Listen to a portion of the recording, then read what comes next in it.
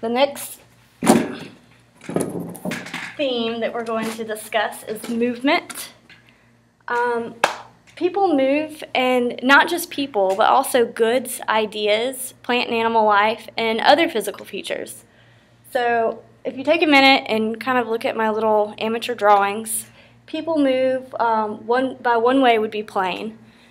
We move from country to country, and often it requires a plane to do so. But we also make small moves, like from different classes. You move from my class to Mr. Blair's class when you leave and you go to visual arts.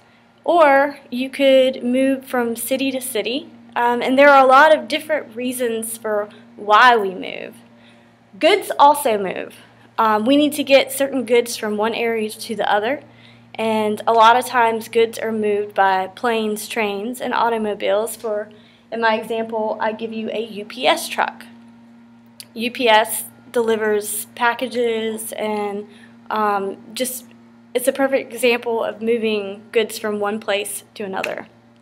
Another thing that moves is ideas. Ideas are abstract, and it's kind of hard to conceptualize how ideas move, but take a minute in your notebooks and write down how you think ideas may move. My drawing may give you a nice little clue. The internet. The internet is one of the greatest global movers of ideas since it's been created. Also, when you're sitting in my classroom and you're getting out your iPads and you're posting on Edmodo, you're moving ideas from yourself to the internet. Your ideas are posted on Edmodo and your other classmates can see. So the transformation of ideas can be as simple as making an Edmodo post or even sending a text message. Animals, plants. Animals, plants move. They migrate. When birds move around or migrate, that's part of movement, and they do so due to climates and seasons. Plants, when the wind picks up the pollen and it blows out the seeds, that's part of movement. And we also help plants move when certain spurs catch to our pants and we walk around. We move them from area to area. Migration. The actual movement of people from one place to another is called migration, but that's just part of the definition. The whole definition would be to move from one area and settle in another. And I've broken that down into immigrate versus immigrate. Immigrate or immigration is to move into. So if I were to move to Brazil, to settle there, I would be immigrating to Brazil. If I was moving out of the United States to move to Brazil, I would be immigrating from the United States. So one is to move into and the other is to move out of. The next part of movement is why people move. People move due to push and pull factors. There are reasons to move out of a place, and there are reasons why you'd move into a place.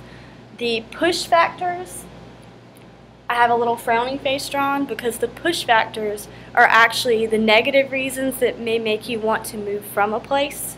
They're pushing you out of it. And for the pull factors, I have a nice little smiley face. Reasons why you would want to go to a different place, why that place may be appealing. So with push factors, I have several listed around the little frowny face. Poverty, education, war, and oppression. For the smiley face, I also have several listed.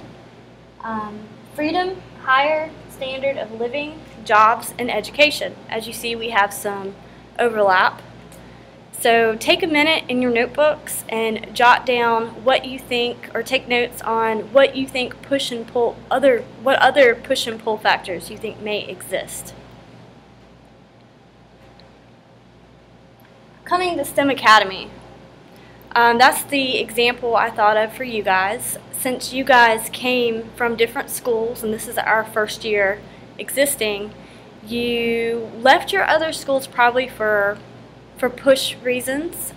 For example, maybe larger class sizes, or maybe the technology wasn't as good as what you would have liked it to be. And then there are pull factors for why you want to come to STEM Academy. Obviously, we have one-to-one iPads, which is awesome. And also just the STEM education and the STEM program. So there are push and pull factors on large scales, such as why people leave countries, but then even on small scales of why you would want to leave one school to go to another, one city to go to another, or even if you were in a house, why you would change bedrooms. Now, have you ever moved, and why? Use a different example other than coming to STEM Academy, since I've already covered that.